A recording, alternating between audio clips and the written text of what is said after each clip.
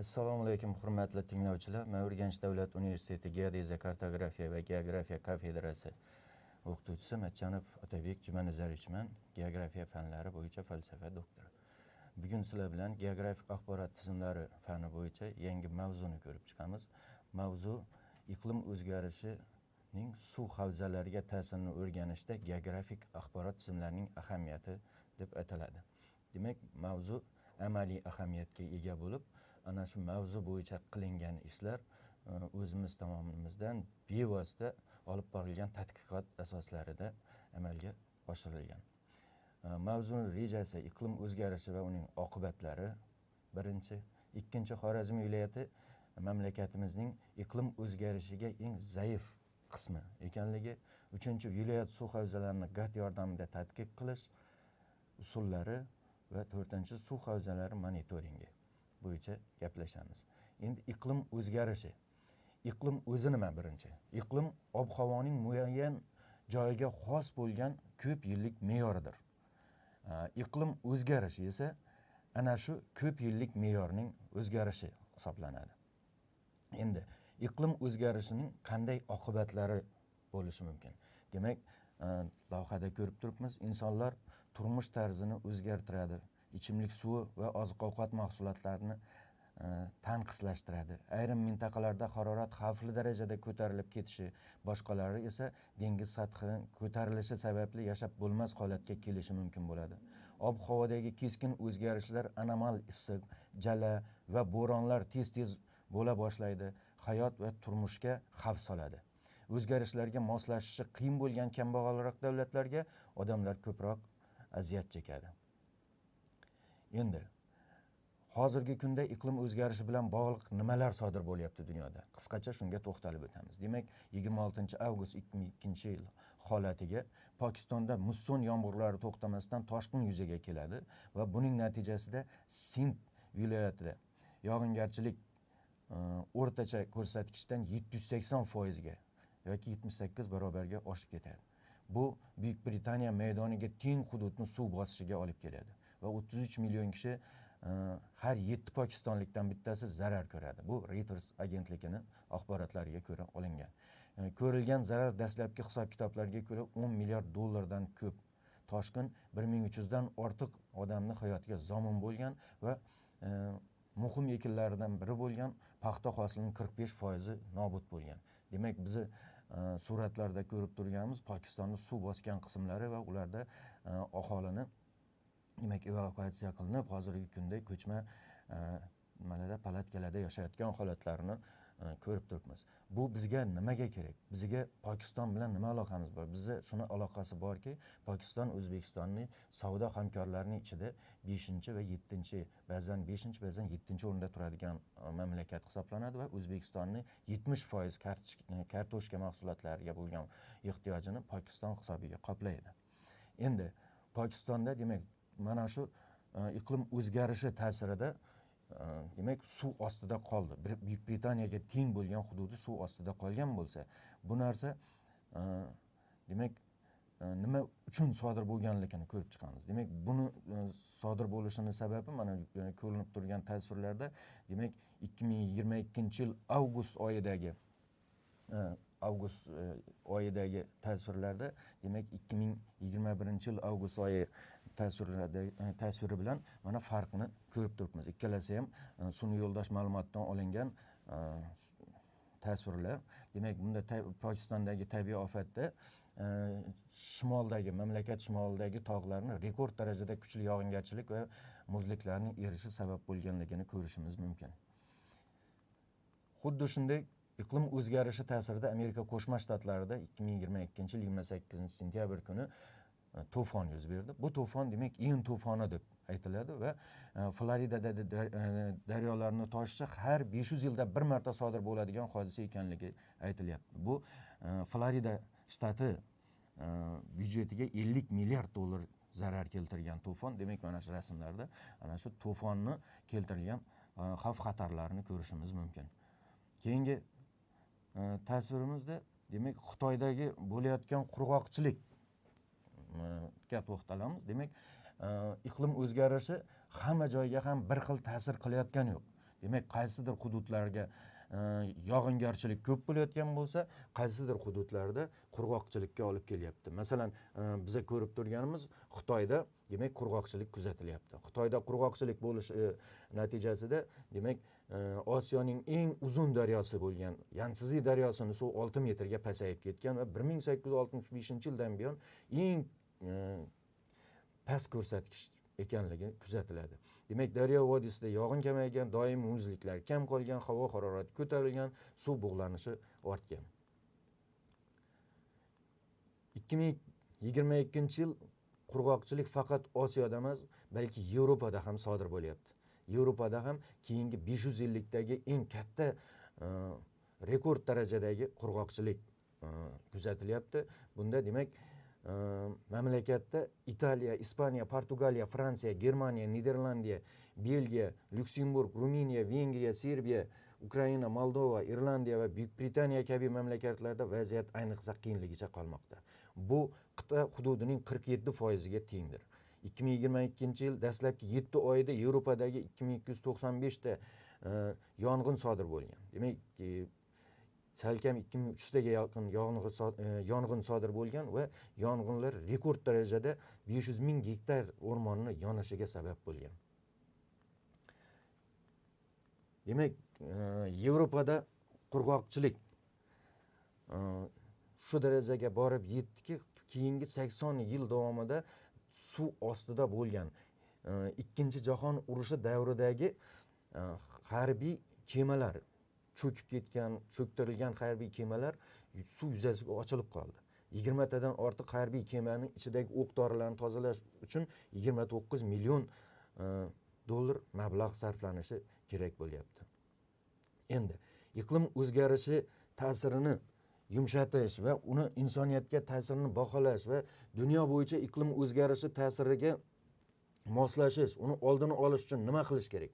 Buning uchun demak jahon hamjamiyati tomonidan ko'plab amaliy ishlar amalga oshirilyapti. Masalan, shulardan biri 2021-yilda 31-noyabrdan 12-dekabrgacha bo'lgan davrda Shotlandiyaning Glazgo shahrida Birlashgan Millatlar Tashkiloti iqlim o'zgarishiga bag'ishlangan 26-xalqaro konferensiyada ko'rib chiqildi. Unda demak dunyoning 200 dan ortiq mamlakatlaridan 25 mingta delegat qatnashdi va 120 nafar davlat rahbarlari ishtirok etdi. Konferensiya ishtirokchilari quyidagi masalalarga kelishib olishdi. Birinchi, dunyo o'rmonlarining 85%ga egalik qiluvchi 100 dan ortiq davlatlar 2030-yilgacha o'rmonlarni kesishni to'xtatishga kelishdi. Rivojlangan davlatlar 2030-yilgacha va rivojlanayotgan davlatlar 2040-yilgacha ko'mirdan foydalanishni bosqichma-bosqich to'xtatishga kelishdi. 80 dan ortiq davlatlar 10 yil ichida metan gazidan foydalanishni 30% ga qisqartirishga kelishib olishdi. Endi iqlim o'zgarishini ta'siri bizning mamlakatimizda qanday bo'lyapti? Bizning mamlakatimizda iqlim o'zgarishining ta'siri shunday bo'lyapti. Yillik o'rtacha havo harorati dunyo bo'yicha 1880-yilgi darajada 1 gradusga oshgan bo'lsa, O'zbekiston hududida bu shu davr ichida o'rtacha yillik havo harorati 1.6% gradusga ko'tarilgan. Xuddi shunday bir vaqtda Xiva meteorologik stansiyasida stansiya ochilganidan, ya'ni 1928-yildan 2017-yilgacha bo'lgan davrda havo harorati 2.7 gradusga oshganligini ko'rishimiz mumkin. Lekin Glazgodagi sammitda butun dunyo bo'yicha olimlar shunday xulosaga kelishdiki, agar iqlim o'zgarishi ta'sirini mana shu 1 gradus Selsiyaga oshishda saqlab qolishimiz kerak deyishyapti. Chunki agar u 2 gradus Selsiyaga yetadigan bo'lsa, muqaddas kitoblarda bashorat qilingan oxir zamon, oxiratni kelishi vujudga keladi degan xulosaga kelishyapti. Lekin bu ko'rsatkich mana biz ko'rib turibmiz O'zbekiston bo'yicha 1.6 gradusga va Orol bo'yi mintaqasida joylashgan hududlar, ayniqsa Qoraqalpog'iston Respublikasi va Xorazm viloyatida 2.7 gradusga oshgan.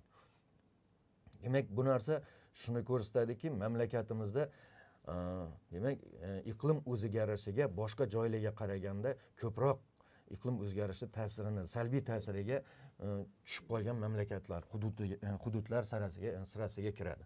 Masalan, buni yana bitta tadqiqot misolida ko'rishimiz mumkin. Amerika Qo'shma Shtatlari nufuzli ta'lim muassasalarini 20 taligidan joy olgan Notre Dame xususiy universiteti 1995-yildan hozirgi kungacha BMTga a'zo bo'lgan davlatlar 192 ta mamlakat orasida iqlim o'zgarishi ta'siriga ko'rsatkichlarini baholash bo'yicha tadqiqot olib boradi. Va bu tadqiqotlar natijasida endi Gain indeksi tuziladi. Bu indeks Notre Dame global adaptatsiya indeksi deb aytiladi. Ya'ni iqlim o'zgarishiga mamlakatlarni moslovchilik indeksi. Bu demak 74 dan ortiq o'zgarishuvchilar bo'yicha 45 ta asosiy ko'rsatkichni o'z ichiga oladigan 100 balli sistemada baholanadi. Ana shu zaiflik reytingida mamlakatimiz so'nggi zaiflik reytingida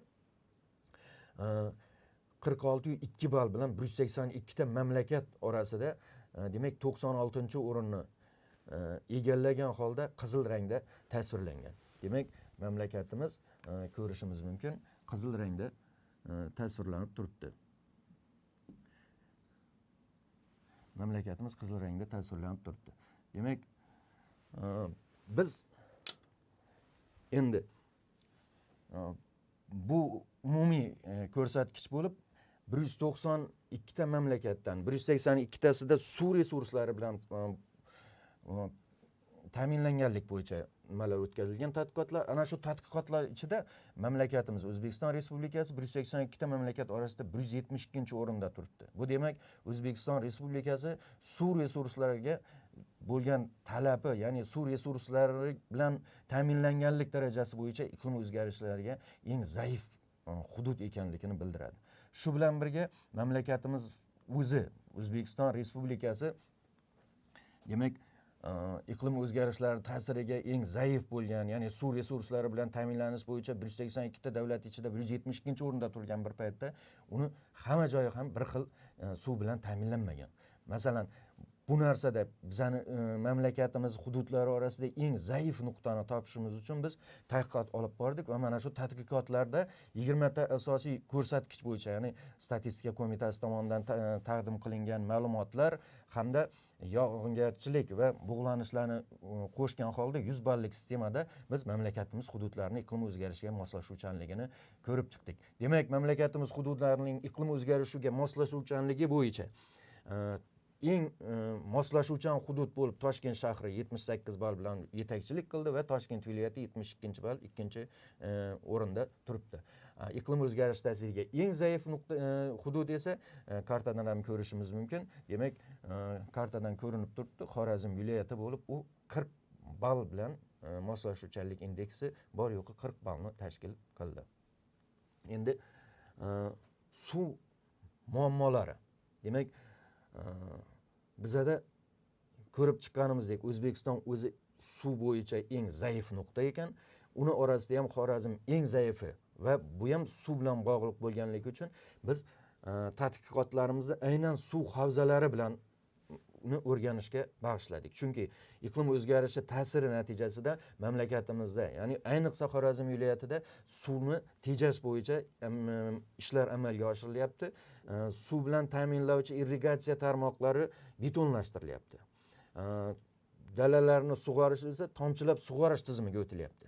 Bu deganimiz, demak, yer ostidan suvlaridan, oqova sizot suvlaridan to'yinadigan Xorazm viloyatining suv havzalari, ko'llari, demak, qurishga moyilligini oshiryapti. Demak, biza endi suv havzalarini qaysi biri quriydi va qaysi birlari saqlanib qolishi mumkin yoki qaysi birini inson ta'siri asosida, ya'ni tabiiy qurib ketadigan bo'lsa, inson ta'siri bilan uni saqlab qolib, biza shu joydagi mikroiqlimni saqlab qolishimiz mumkin. Shu joydagi tabiiy sharoitni, tabiatni saqlab qolishimiz, suv havzani saqlab qolishimiz mumkin. Va shu narsalarni ko'rib chiqishimiz mumkin bo'ladi. Buning uchun demak, suv tanqisligi sababli tomchilab sug'orish joriy qilingan. Demak, natijada suv oqova yer sizot suvlari, yer osti suvlari sathi pasaygan, suv havzalari oqova sizot suvlardan to'yinish sababli to'yinish manbalari qisqardi. Bu o'z navbatida suv havzalarini qurishiga olib keldi. GAT texnologiyalardan foydalangan holda, ya'ni geografik axborot tizimlaridan foydalangan holda iqlim o'zgarishi natijasida yuzaga kelishi mumkin bo'lgan xavf-xatarlarni oldini olish mumkin. Bunda nima qilishimiz mumkin? Masalan, suv havzalarini doimiy va tezkor monitoringini olib borishimiz mumkin. Demak, qaysi suv havzalarida suv kamayib ketyapti va qancha payt suv saqlab turishi mumkin. Suv havzalarining mutlaq va nisbiy balandligini, chuqurligini hisoblashimiz mumkin. Suv havzalarining melioratsiya tarmoqlariga nisbatan joylashuvini aniqlashimiz mumkin. Barqaror va qurg'oqchil mavsumlarda quruq qolishi mumkin bo'lgan suv havzalarini baholashimiz mumkin. Irrigatsiya va melioratsiya tarmoqlaridan qo'shimcha to'yinish imkoniyatlarini aniqlashimiz mumkin. Ko'l hududida yer osti suvlarining sathini aniqlashimiz mumkin.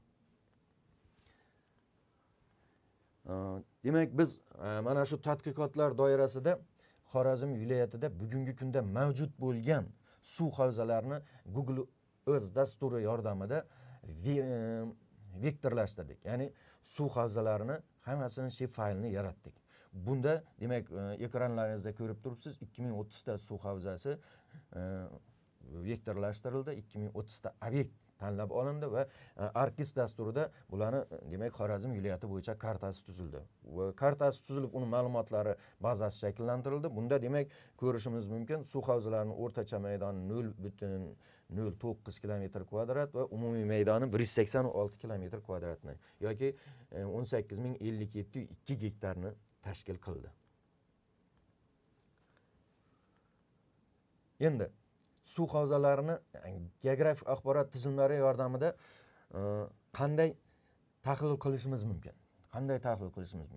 Demak, buning uchun bir qancha geografik axborot tizimlarida bir qancha usullar, bir qancha metodlardan, bir qancha yo'nalishlardan, bir qancha geografik axborot tizimlari dasturiy mahsullardan foydalandik. Demak, birinchi qilgan tahlilimiz shunday bo'ldiki, an'anaviy zamonaviy manbalar ma'lumotlarini solishtirish orqali suv havzalarini baholashimiz mumkin. Bunda demak, an'anaviy manba nima?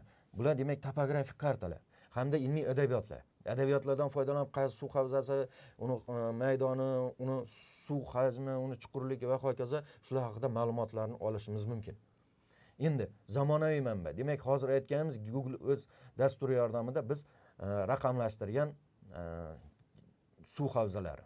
Endi xuddi shunaqa topografik kartalar ma'lumotlarini 1980-yilgi yoki 60-yilgi topografik karta ma'lumotlarini ham ArcGIS dasturi yordamida raqamlashtirdik va 1900 hozir bizning misolimizda 1980-yilgi topografik kartalardan foydalanildi va topografik kartalardagi 80-yillarda berilgan mavjud bo'lgan suv havzalari chizib olindi va ArcGIS dasturida ma'lumotlar bazasi yaratildi. Endi Google o'z dasturi yordamida hozirgi kunda va topografik kartalar yordamida ma'lumot shakllantirilgan 80-yildagi suv havzalari taqqoslandi va natijasi ko'rib chiqildi. Demak, bunda topografik kartalar orqali ma'lumotlarni vektorlashtirganimizda 505 ta suv havzalari mavjudligi aniqlandi va Google o'z dasturi yordamida hozirgi kunda 2030 ta suv havzalarining geofazaviy ma'lumotlari yaratildi. Demak, ana shu ikkala ma'lumotlarni solishtirish orqali 1980-yil va bugungi kundagi ma'lumotlarni solishtirish orqali ikkala davr ma'lumotlarini taqqoslab quyidagi xulosalarga keldi. Ya'ni quyidagi natijalar olindi. Birinchi 181 ta hozirgi kunda yo'qolib ketgan suv havzalari. Demak, oldin bo'lgan 80-yil va hozirda suv tanqisligi sababli 181 tasi yo'qolib ketilganligi ma'lum bo'ldi. Bundan tashqari 1670 tasi yangi hosil bo'lganligi, yangi paydo bo'lganligi aniqlandi. 360 tasi esa barqaror holda saqlanib turganligi ma'lum bo'ldi. Ya'ni 80-yillarda ham shu suv havzalari mavjud edi va bugungi kunda ham ana shu suv havzalari mavjud. Demak, kartada ko'rinib turganlari, demak, ana shu solishtirilgan suv havzalari. Ya'ni ikkinchi kartada Xorazm viloyatini, demak, qizil shape faylda ko'rinib turgani 80-yildagi suv havzani maydoni va nimadagi raster fayldagi, demak, hozirgi kundagi suv havzasining maydoni. Demak, ya'ni suv havzalarini sathini o'zgarishi ham, davriy o'zgarishini ham bu orqali baholashimiz mumkin bo'ldi.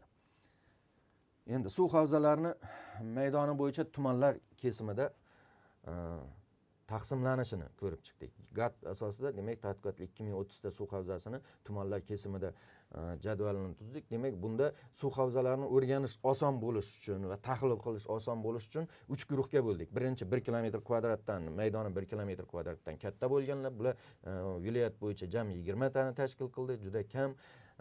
O'rtacha suv havzalari demak 0,1 kilometr kvadratdan 1 kilometr kvadratgacha va 0,1 kilometr kvadratdan kichik bo'lganlari demak mayda suv havzalari sifatida ko'rsatildi. Va mana shu 3 ta guruh bo'yicha tumanlar kesimida suv havzalarini taqsimlanishi, tarqalishi demak jadvali tuzib olindi.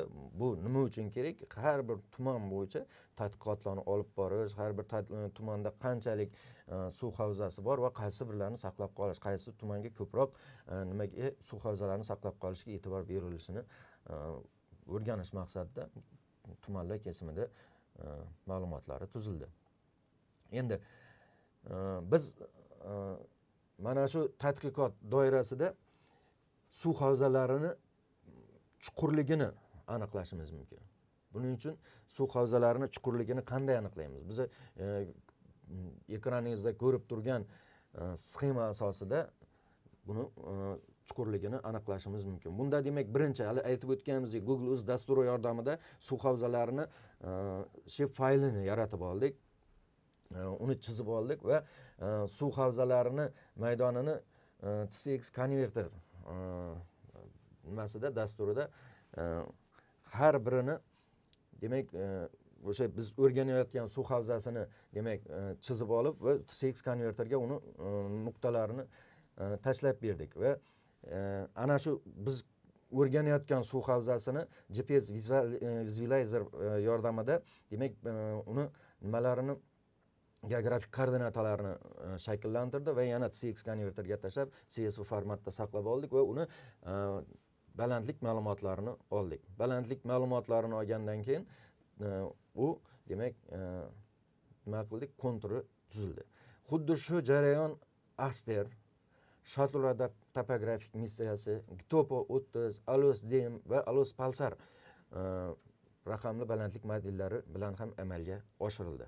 Va ularning natijalari demak qaysi biri eng yuqori natija bergan bo'lsa, ana shu keyingi tadqiqotlarimiz uchun asos bo'ldi. Demak, biz ko'rib turganimiz A rasmda o'sha raster fayl, B rasmda demak biz o'sha suv havzasini maydonini nuqtalar bilan belgilab olganmiz. Demak, S rasmda ko'rinib turibdi, 4211 ta nuqta belgilab olingan. Va ana shu belgilab olingan nuqtalar bo'yicha demak ko'lni D rasmda ko'rinib turibdi, batimetrik kartasi tuzilgan. E rasmda esa uni batimetrik kartasi demak ranglar bilan ko'rsatilgan, ko'lni qaysi tomoni chuqur va qaysi tomoni sayoz ekanini bo'yicha aniq ko'rishimiz va tasavvurga ega bo'lishimiz mumkin. Endi biz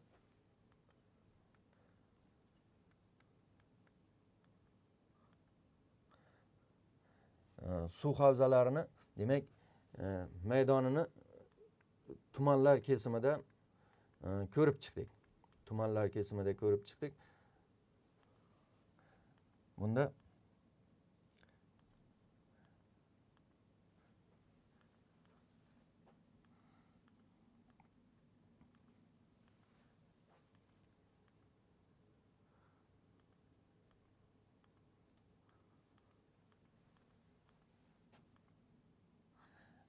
demak biz o'sha olib borgan tadqiqotlarimiz natijalarini demak o'sha suv havzasini o'ziga borib joyida o'lchash ishlari olib bordik. Bunda o'lchash ishlari GPS dasturi yordamida amalga oshirildi. Bunda demak har bitta ko'lda biz bir nechta joydan o'lchamlar oldik va olingan o'lchamlarni geografik koordinatalari, balandlik ma'lumotlarini oldik va ana shu olingan ma'lumotlarni Google o'z Aster, Shuttle radar topografik missiyasi, Alos Dem, Alos Palsar dasturlari bo'yicha ana shu nimalar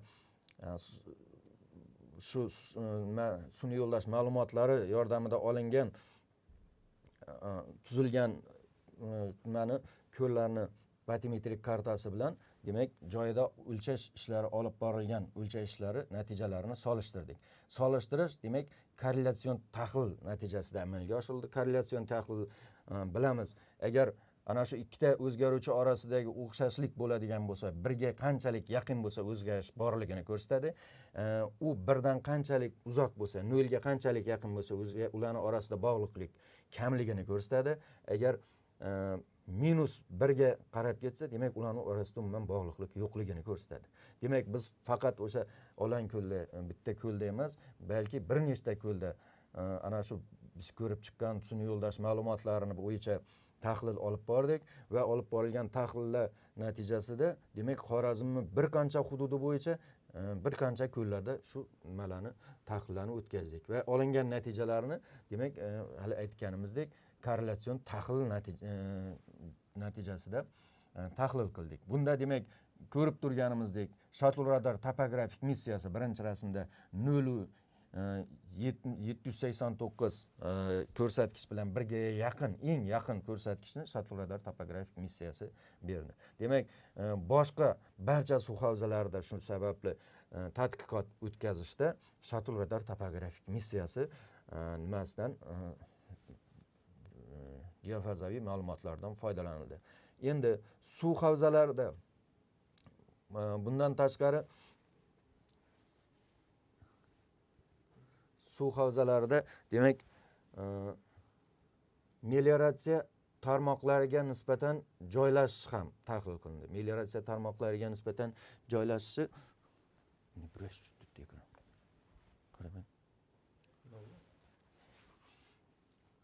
melioratsiya tarmoqlariga nisbatan joylashish nima uchun muhim? Bu shuning uchun muhimki, suv havzalari agar melioratsiya tarmoqlaridan chuqurda joylashgan bo'lsa, u suvni saqlab qola oladi. Agar u melioratsiya tarmoqlaridan sayoz joylashgan bo'lsa, u melioratsiya tarmoqlari uni suvni olib chiqib ketadi va u qurib qolishga moya bo'ladi. Bu narsani biz demak bir nechta suv havzalarida uni yonidan o'tgan suv havzasi, ya'ni melioratsiya tarmoqi, ya'ni zaxkash yoki drenajlarga nisbatan chuqur qazish orqali amalda sinab ko'rdik va olib borilgan tahlillar natijasida demak biz yana Google o'z ArcGIS dasturi yordamida o'sha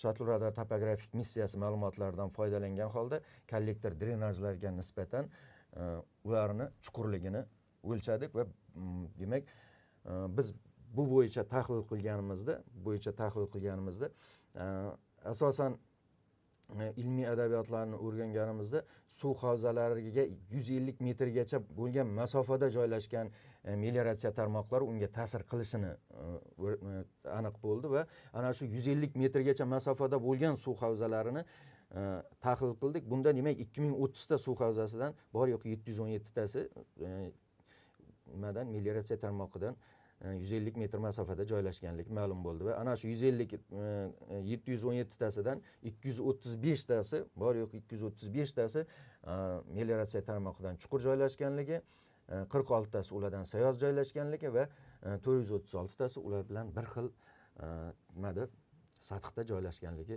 ma'lum bo'ldi. Endi bundan tashqari demak suv havzalarini saqlanib qolishi yoki qurib ketishiga yer osti suvlari sathi ham ta'sir qiladi. Chunki 1950-yillarga nisbatan bugungi kunga kelib yer osti suvlari sathi 10 metrga ko'tarilgan va hozir Xorazm viloyati bo'yicha yer osti suvlari 2 metrgacha masofada joylashgan. Demak, agar tomchilab sug'orishga o'tiladigan bo'lsa, ana shu yer osti suv sathi yana pasayib ketadi va natijada bu ham suv havzalarini suvni kamayib ketishiga olib keladi. Shu sababli demak biz jadvalda ko'rib turibmiz, Xorazm viloyatining 80-yildan 2027-yilgacha bo'lgan yer osti suv sathining o'zgarishini dinamikasini ko'rib turibmiz.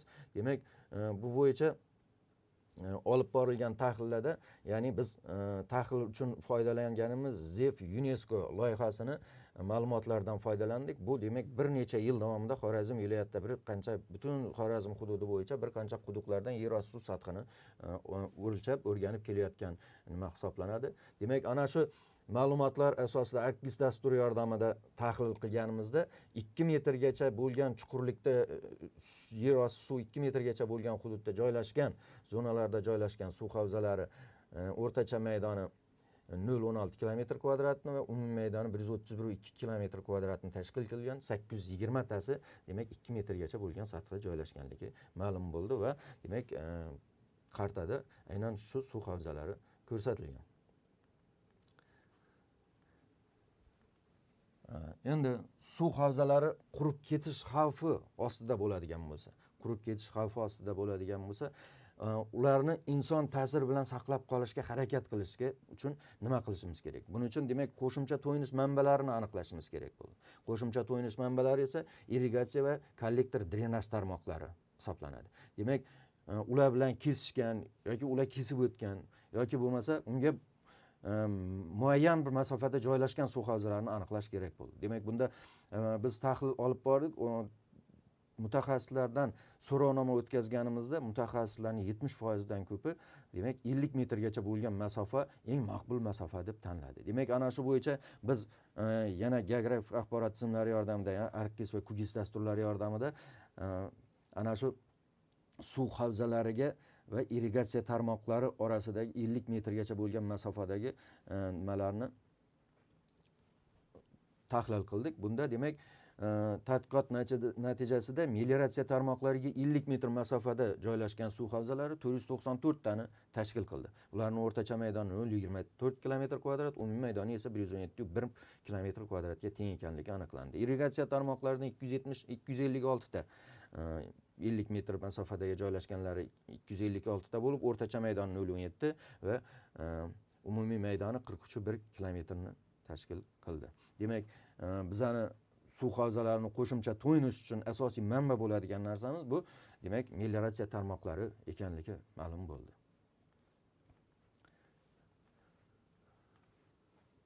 Endi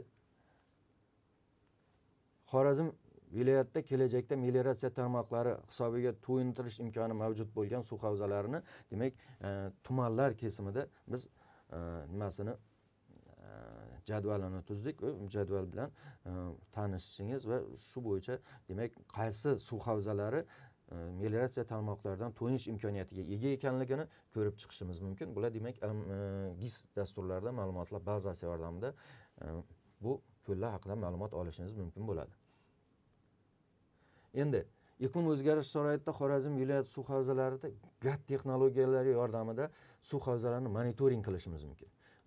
Biz monitoring qilish bo'yicha monitoring qilish tizimini metodologiyasini ishlab chiqdik. Chunki bu hozirgacha qilinmagan ish, sababi bu ishni amalga oshirishimizda dunyoning ko'plab rivojlangan mamlakatlari, geografik axborot tizimlari ko'plab qo'llaniladigan mamlakatlarning tajribalaridan qo'llagan holda buni o'rganib chiqdik. Demak, bunda asosan Misrda olib borilgan tadqiqotlar, Hindistonda olib borilgan tadqiqotlar, Amerika Qo'shma Shtatlarining buyuk ko'llarida olib borilgan tadqiqotlar bu narsa uchun asos qilib olindi. Va ana shu bo'yicha biz demak monitoring o'tkazish metodologiyasini ishlab chiqdik. Bunda demak ma'lumotlar asosan Sentinel-2, Sentinel-2B va Sentinel-2B geotasvirlaridan foydalangan holda amalga oshirildi va bundan bilan birga aynan shunday ma'lumot taqdim qiladigan bir necha sun'iy yo'ldosh ma'lumotlaridan foydalandik va natijada eng yaxshi natija bergani bizga Sentinel-2A va Sentinel-2B geotasvirlari bo'ldi. Xorazm viloyati uchun aniq ma'lumot bera olgan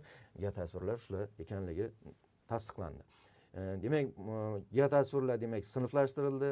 Sinflashtirilganda demak boshqaruvli va boshqaruvchi sinflashtirish usullaridan foydalanildi va ikkalasini tahlil qilinganda asosan boshqaruvli sinflashtirish usuli bizga yaxshiroq natija berdi. Chunki boshqaruvli sinflashtirishda biz o'zimiz ko'rgan va bilgan joyimizda o'zimiz demak tajribamizdan kelib chiqqan holda ana shu narsani tahlil qilish imkoniyatiga ega bo'lamiz.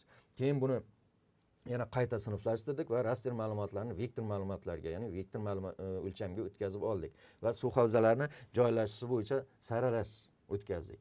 Bunda suv havzalari o'zaro qadar areallarini tarkibida boshqa poligon mavjud bo'lgan suv havzalarini saraladik.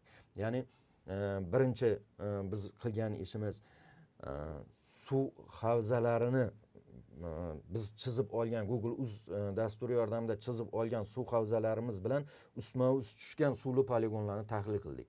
Demak, monitoring natijasida aniqlangan qaysi suvli poligonlar biz geografik ma'lumotlarni, geofazoviy ma'lumotlarni yaratgan suv havzalari bilan ustma-ust tushdi. Demak, ana shu suv havzasida suv borligini ko'rsatdi. Bundan tashqari har bitta suv havzasini qancha qismida suv qolganligini tahlil qildik. Chunki suv havzalarining hammasida ham suv to'la emas. Agar shunaqa bo'lganda buni monitoring qilishni ham kerak yo'q edi. Demak, shuning uchun qancha qismida suv qolganligini aniqlash uchun yana tahlil qildik va saralash natijalarini demak e'lon qildik. Bunda demak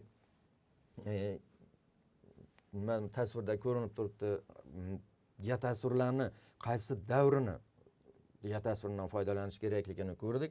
Bunda demak 2016, 17, 18, 19, 20, 21-yillar geotasvirlaridan foydalandik va maximum likelihood classification usulidan foydalandik. Demak, bunda intersect, within, contain shartlari asosida demak mana monitoring olib borildi. Bunda demak maximum likelihood classification usulida ya'ni nima qilganimizda, tahlil qilganimizda eng yaxshi natija berdi va natijada demak tumanlar kesimida suv saqlanib qolgan suv havzalarini aniqlab oldik. Demak, buning uchun bizga ko'proq eng yaxshi natija bergan geotasvirlar iyul oyining geotasvirlari bo'ldi. Chunki butun suv havzalarida yil davomida olib borilgan tahlillarda demak faqat iyul oyida eng ko'p suv saqlanib qolganligi ma'lum bo'ldi. Endi biz monitoring o'tkazganimizda, butun suv havzalari bo'yicha monitoring o'tkazganimizda eng sersuv davrdagi suv havzalari ma'lumotlari to'g'risida monitoring o'tkazilgan bo'ladi. Demak, suv havzalarini monitoring o'tkazganimizda, demak tasvirlarda ko'rinib turibdi, suv havzalarini hali aytganimizdek hamma qismida emas, faqat ayrim qismlarda suv saqlanib qolgan. Demak, boshqa nimalari boshqa sinflarga o'tib ketganligini ko'rishimiz mumkin. Masalan, tasvirimizda ko'rinib turibdi A, B, C, D, E sinflarida demak suv havzalari ichidagi suv qolmagan, qurib qolgan qismlari boshqa sinflarga, ya'ni ekin dalalari yoki cho'l hududlari sinfiga o'tib ketgan va FGH tasvirlarda esa sholi ekin dalalari nima sifatida suv havzasi sifatida namoyon bo'lgan xatoliklarni ham ko'rishimiz mumkin. Endi biz ana shu A, B, C, D, E suv havzalaridagi demak xuddi shunday holatni o'rganish uchun joyga borib tahlil o'tkazdik. Demak, haqiqatda o'sha joyda suv yo'qmi yoki bo'lmasa bizni tahlilimiz noto'g'ri bo'ldimi? Mana shu bo'yicha tahlil o'tkazdik. Demak, bu dala kuzatuvlarini olib bordik. Demak, ekraningizda ko'rib turgan tasvirlarda 2020-yil dekabr oyida suv bo'lgan va muzda turib uni chuqurligini o'lchagan joylarimizda 2021-yilni iyulda tahlil olib borgan bo'lsak, iyul-avgust oylarida mana borib o'rganganimizda u haqiqatda qurib qolganligi, suv yo'qligi ma'lum bo'ldi. Demak, biz monitoring olib borganimiz, tadqiqotlarimiz to'g'ri ekanligini bu tasdiqlab berdi. Endi biz suv havzalarini baholaganimizda hali aytganimizdek, suv havzalarining irrigatsiya tarmoqlariga nisbatan joylashuvi eng qulay bo'lganlari o'sha 2030 ta obyektni orasidan bor yo'q 250 ta 6 ta ekanligi ma'lum bo'ldi. Melioratsiya tarmoqlariga nisbatan qulay joylashgani 491 ta ekanligi va ikkalasidan ham birdaniga to'yinish mumkin bo'lgan, ya'ni ikkalasidan ham uni saqlab qolish uchun suv olish imkoniyatiga ega bo'lganlari 51 tani tashkil qildi. Chuqurligi bo'yicha demak 413 ta suv havzasi, chuqurligi 3 metrdan chuqur ekanligi, qolgan demak hammasi 3 metrdan sayoz ekanligi ma'lum bo'ldi. Suv havzalariga 150 metrgacha masofada joylashgan 235 ta ekanligi va demak undan chuqurda joylashgan 235 ta ekanligi, suv bosish tavakkalchiligi asosida bo'lganlari demak juda kam ekan. Chunki 1799 tasi umuman suv bosish tavakkalchiligidan yiroq ekanligi ma'lum bo'ldi. Bunda faqat suv bosish tavakkalchiligi, suv bosishi mumkin bo'lgan hududlar, demak Amudaryo suvini pasayishi natijasida Amudaryoni chap sohili bo'ylab suv kamayib qolgan qismida ochilib qolgan qoldiq Oksbov ko'llar hisoblanadi va ular 137 tani tashkil qildi. Boshqa birortasida suv bosish xavfi yo'q.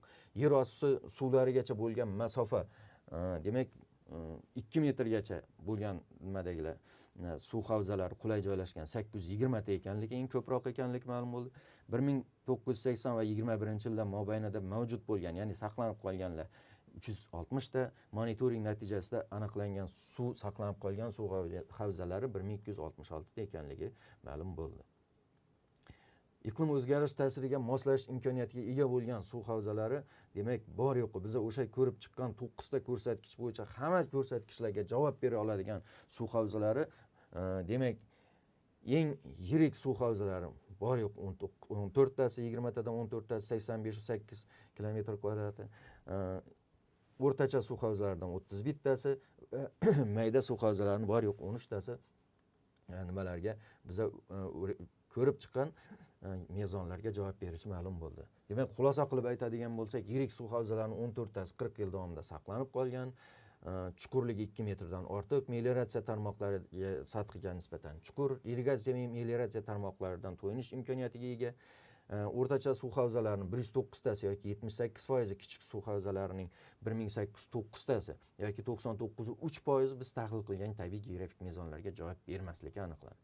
Yoki maydoni bo'yicha tahlil qilganimizda o'rtacha suv havzalarining 22%, kichik suv havzalarining 3% qismi iqlim o'zgarishining salbiy oqibatlariga javob bera oladi, xolos. Bundan tashqari, agar biz suv havzalarini monitoring o'tkazmoqchi bo'ladigan bo'lsak, bunda Sentinel tabiiy sun'iy yo'ldosh ma'lumotlardan, Sentinel ma'lumotlardan foydalangan holda tahlillarni o'tkazsak, bu biz uchun samaraliroq ekanligini ko'rsatdi. Demak, biz hozir olib borganimiz butun Xorazm viloyati bo'yicha 2030 ta obyektda umumiy tahlillar olib borilganini inobatga oladigan bo'lsak, buni kichik hududlar, masalan, tumanlar kesimida yoki suv havzalari doirasida biz qilgan tahlillarni qiladigan bo'lsak, suv havzalarini yana ham aniqroq tahlil qilishimiz imkoniyatiga ega bo'lamiz. Demak, biz bugungi ko'rib o'tgan darsimizda iqlim o'zgarishi ta'siriga javob beradigan yoki iqlim o'zgarishi ta'siriga tushadigan suv havzalari bo'yicha gaplashdik va suv havzalarini saqlab qolish uchun nima ishlar qilishimiz kerakligi, geografik axborot tizimlari yordamida qanday tahlil qilish kerakligini ko'rib chiqdik. Bundan tashqari, aynan iqlim o'zgarishi hozirgi sharoitda eng dolzarb masala ekanligini inobatga olib, biz faqat suv havzalarini emas, boshqa ko'rsatkichlarni ham tahlil qilishimiz mumkin. Siz, hurmatli talabalar, tahlil qilishingiz mumkin bo'lgan narsalar, demak, Xorazmda cho'llashish, landshaftlarning o'zgarishi, masalan, madaniy antropogen landshaftlar, ya'ni agrar landshaftlar o'rniga hozir to'qaylar yoki o'tloqlar yoki cho'l landshaftlarini paydo bo'layotganligi va hokazolarni tahlil qilishingiz mumkin. E'tiborlaringiz uchun rahmat. Keyingi darslarda ko'rishguncha xayr.